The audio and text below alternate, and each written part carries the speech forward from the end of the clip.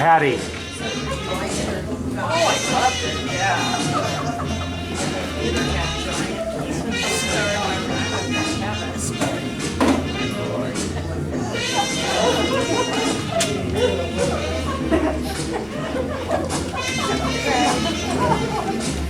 Any penny.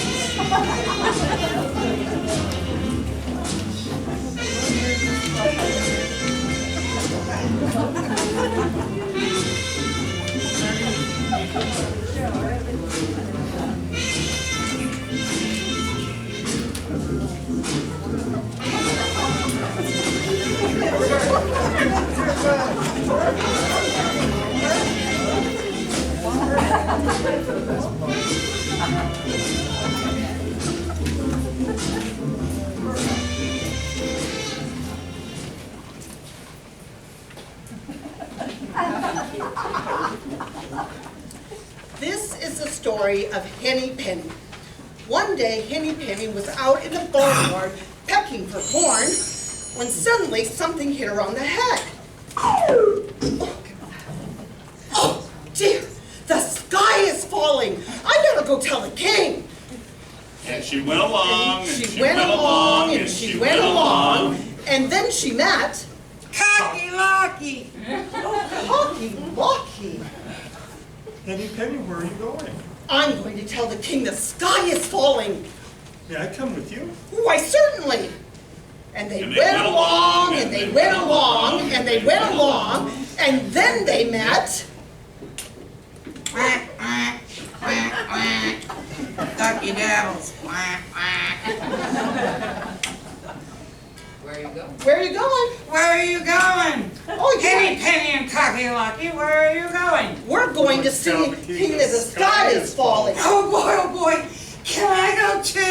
Why, certainly. and they Went along, and they went along, and they went along, and then they met. Pleasant Pheasant. Oh, Where are you going? Henny Penny, Cocky Locky, Ducky Daddles, and Goosey Goosey. we're going to tell the king the sky is falling. Oh, can I go with you? Why, certainly. Good, I want to tell And they went along, and they went along, and they went along, and then they met Turkey Lurkey.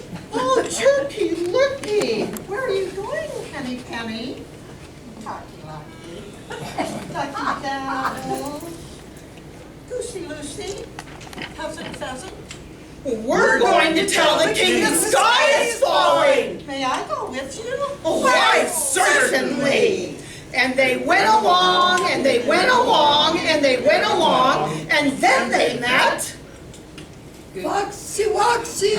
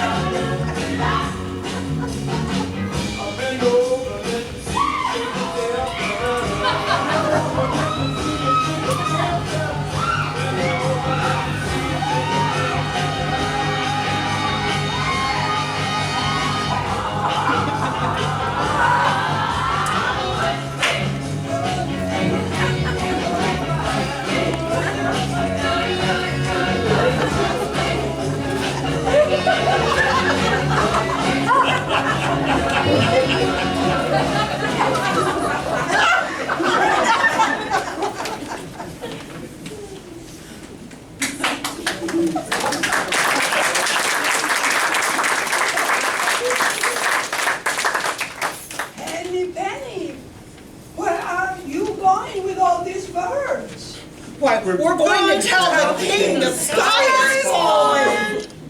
The sky is falling? Well, I think so myself. But if you're going to see the king, you're going the wrong way. In order to see the king, you have to line up and follow me. I'll show you. But there is a small hole you have to go through. I'll guide you.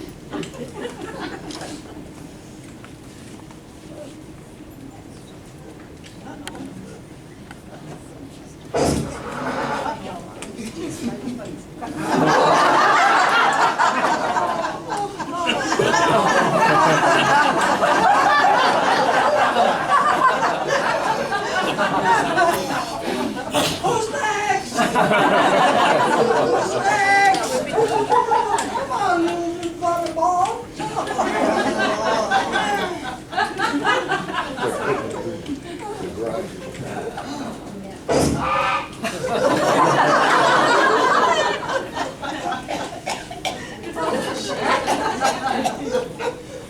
Who's next? You gonna see the king? Ah, time you then.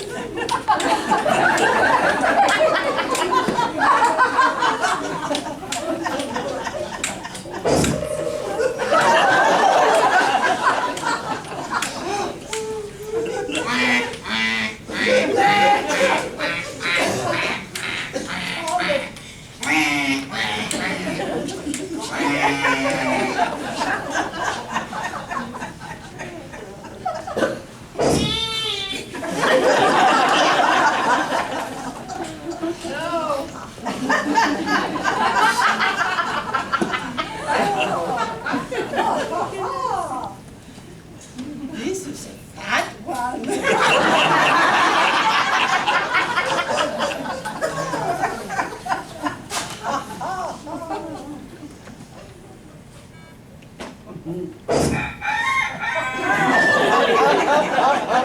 Dear me, it must be time for me to lay my eggs.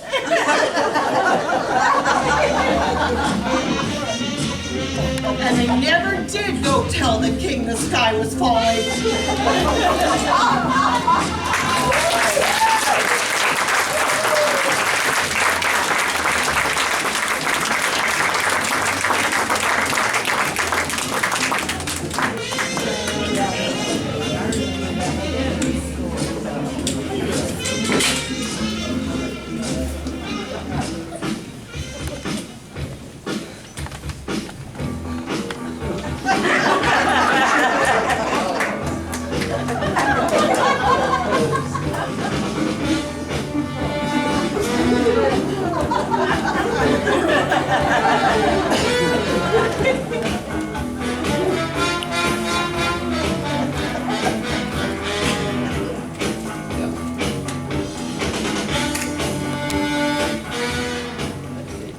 According to Aesop, there once was a crow who found a mussel on the beach, but for the life of him, couldn't open it to get at the fish. Hey, Brother Crow, you're going about it all wrong. Oh? Yeah, you gotta take that up to about 10,000 feet, drop it on these here rocks. It'll open for sure then.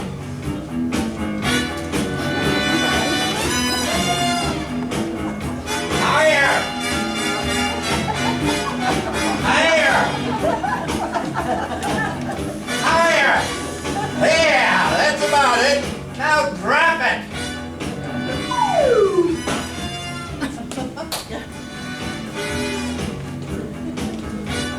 Hey, that is a tendy morsel, I think.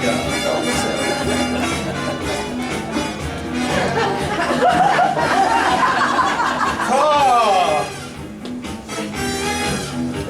Oh!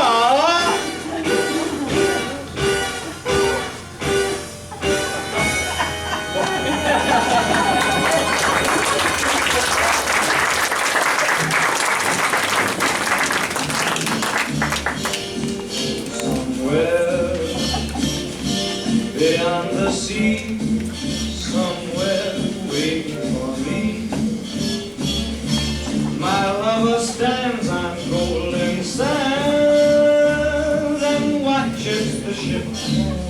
go sail somewhere in the sea. She's there watching for me. There once was a fisherman who lived with his wife in a rundown shack by the sea. Every day he'd go fishing in the briny deep. One day he was sitting about half asleep when he felt a big one tugging on his line. Listen, fisherman, I'm no common flounder. I'm an enchanted prince. Throw me back in the water. I shan't be good to eat. That's all right, I throw back all the fish who can talk. So saying, the flounder swam back into the sea. Then the fisherman got up and went back to his wife and their hovel. Husband, Wife? did you catch anything today? No, all I caught was one flounder, but he was an enchanted prince, so I threw him back. You didn't wish for anything? No, what was there to wish for? Isn't it bad enough that we have to live in this wretched, filthy hovel? You could have at least asked for a pretty clean cottage. He will surely grant you that. No, wife. I don't want to go back and ask him for that. What? It was you who caught him and let him go again. Now go back to the flounder and tell him I want a pretty All right, I'll go ask. The fisherman was not very willing to go, but he did not want to vex his wife.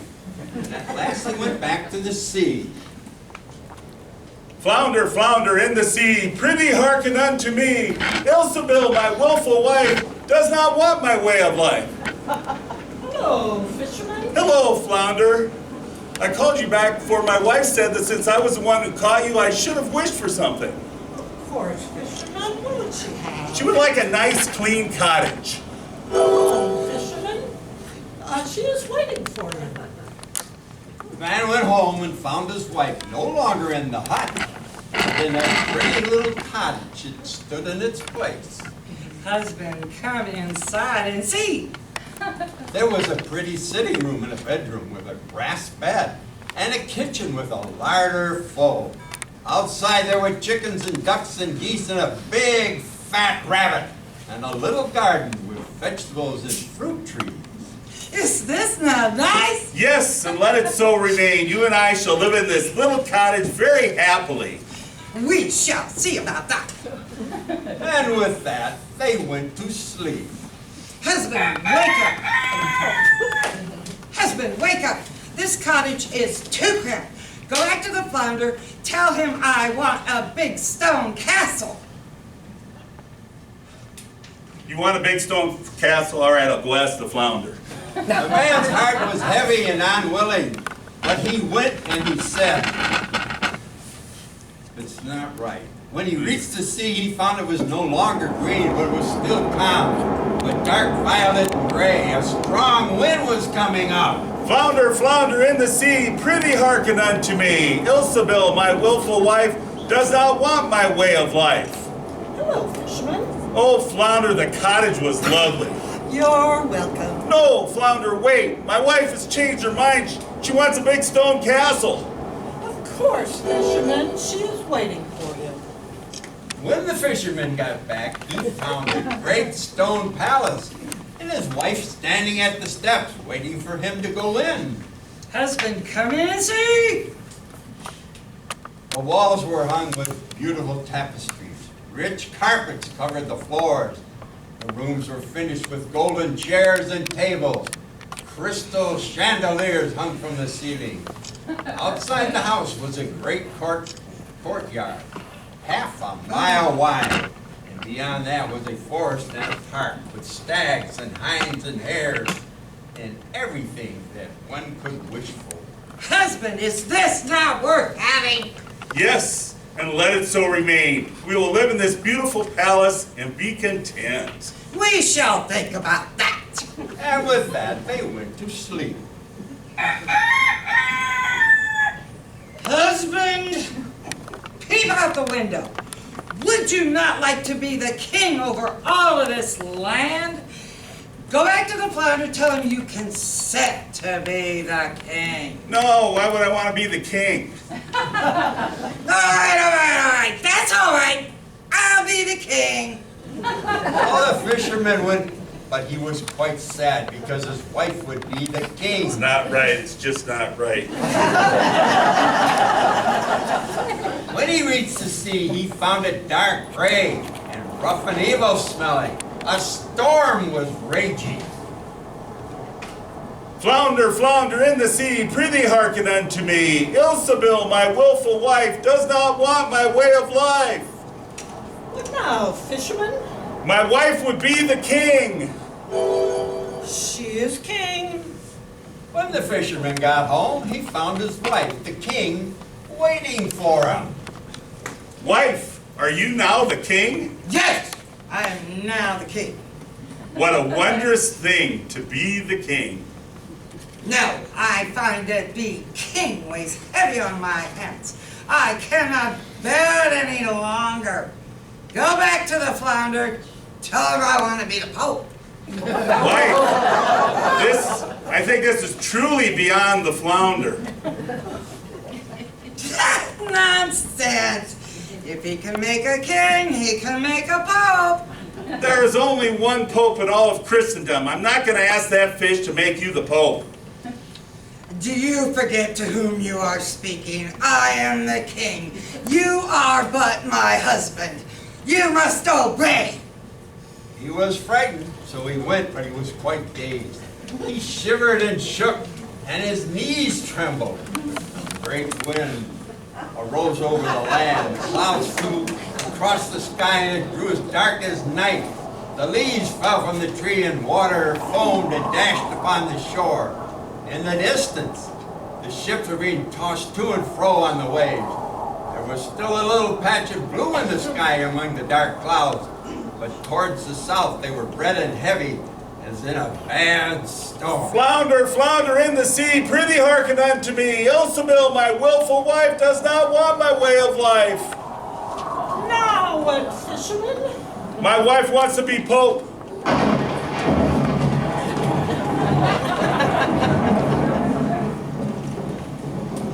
Go home, fisherman. Your wife is now your pope. So back he went. When he got home, he found that his wife had become pope. Wife, are you now the pope? Yes. Now the pope. I pray that you now content yourself to be the pope. Higher you cannot go. We shall think about that. And with that, they went to bed. When the dawn reddened and the sun began to rise, she looked out of the window and began to cry. Why can I not call to the sun and the moon to rise? Husband, wake up. Go to the flounder and tell him I'll be the Lord of the universe. What did you say? Wake up! I cannot bear it any longer. Go back to the flounder. Flounder. Wife, the flounder cannot do that. Remain the pope. You make a nice pope. I won't bear it any longer. Now go! The fisherman tore out of his house like a madman. Such a storm was raging that he could hardly keep his feet. Houses and trees quivered and swayed, and the mountains trembled and the rocks rolled into the sea. The sky was pitchy black and filled with thunder and lightning. The sea ran in black mountain-high waves, crested with white foam. He shrieked out, but hardly could be heard. Flounder, flounder in the sea, prithee hearken unto me. Ilsebil, my wilful wife, does not want my way of life. Now what does she want? She wants to be Lord of the universe. No, fisherman. This time it cannot be. Now you must go back to your hovel by the sea. There once was a fisherman who lived with his wife in a rundown shack by the sea.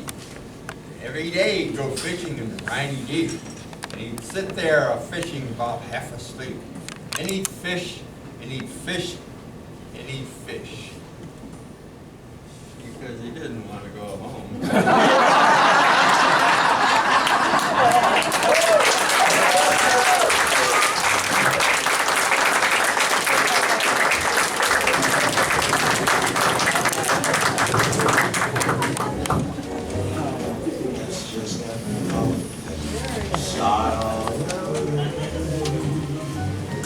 Nothing's impossible. I have found for when my chin is on the ground, I pick myself up, dust myself off, and start over again. Don't be confidence if you slip. Be grateful for a pleasant trip and pick yourself up. Dust yourself off, start over again. Once there was a widow who had 3 sons. The youngest of whom was called Simpleton. He was scorned and despised by the others. And always kept in the background. Go on, go in the background. One day, the eldest son went into the forest to cut wood. But before he left, his mother gave him a nice sweet cake and a bottle of wine to take with him, so that he might not suffer from hunger and thirst on the way.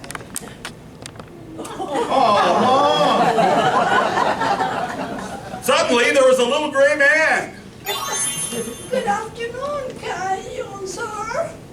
I wonder if you wouldn't have a piece of cake and a drop of wine for this hungry and thirsty old man. If I give you any of my cake or my wine, I shan't have enough for myself. So be off with you.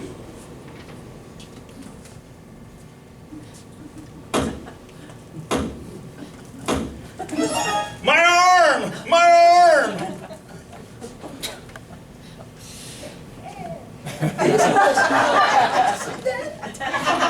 This was caused by the little gray man. So the second son had to go into the forest to cut wood. But before he left, his mother gave him a nice sweet cake and a bottle of wine to take with him, so that he might not suffer from hunger or thirst on the way. Oh, Mom! Suddenly, there was a little gray man. Kind young sir. You wouldn't have a piece of cake and a drop of wine for this thirsty and hungry old man. Well, I have some cake and some wine, but not to share with the hungry and thirsty little old man. So be off. Be off.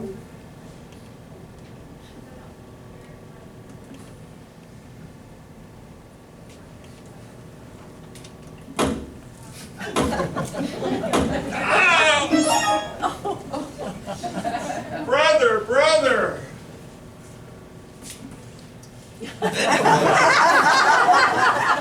Guess who? Then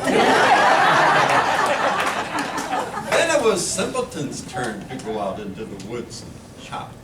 Simpleton, you know nothing about it. You'll only hurt yourself.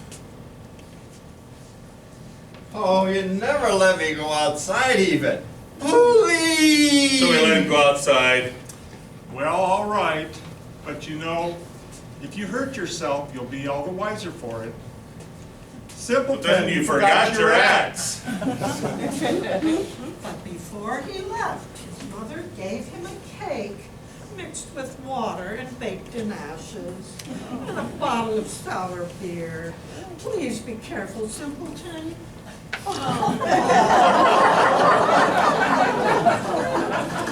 And he too met the little gray man. Good afternoon, kind young Hello! Would you be so kind to share your meal with a thirsty and hungry old man? Well, all I have is this cake mixed with water and baked in ashes and some sour beer. But if you care for such fare, I'd be glad to share it with you. Why don't we eat?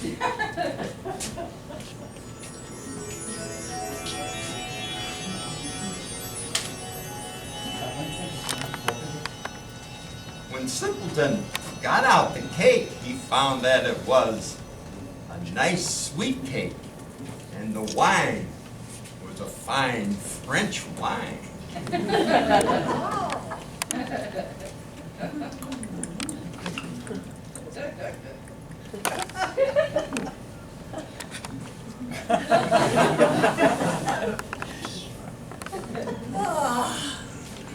Good. You have shared your meal with this hungry and thirsty man. I'm going to be nice to you. I will have a gift.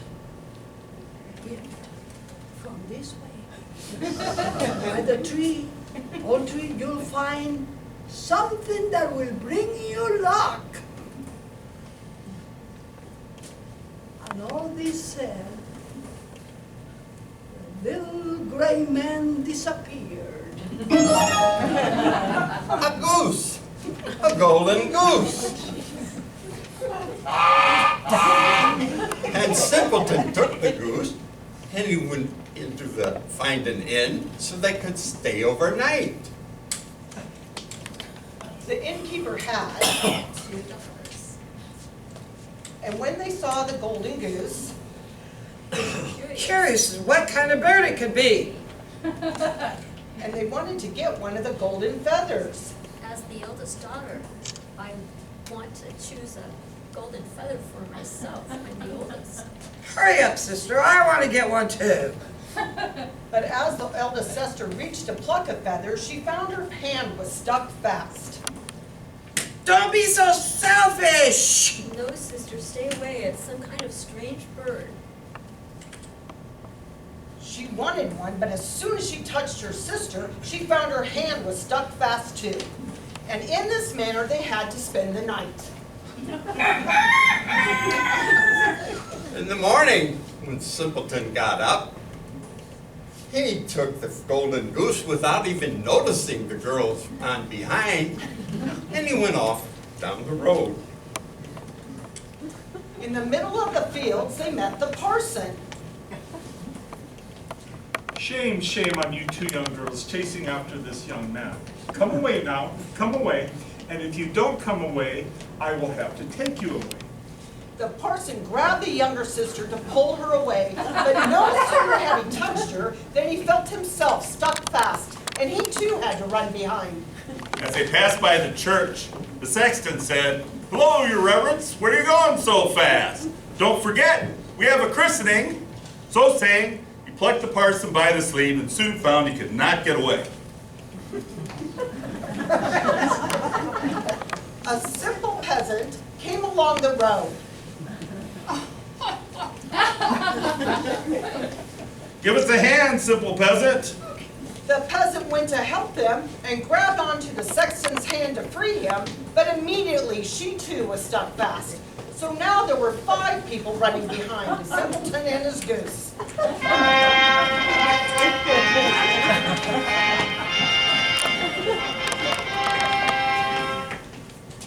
And by, they came to a town where a queen was ruling.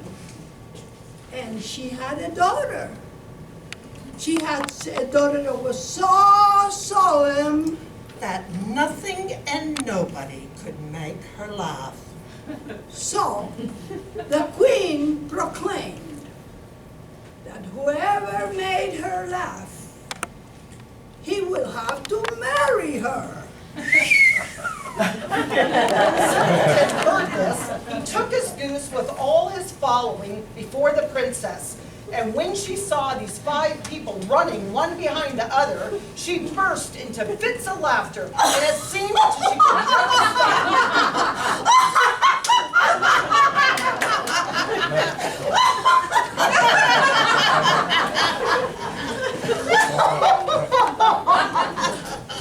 You have made my daughter laugh. And now I will proclaim you husband and wife.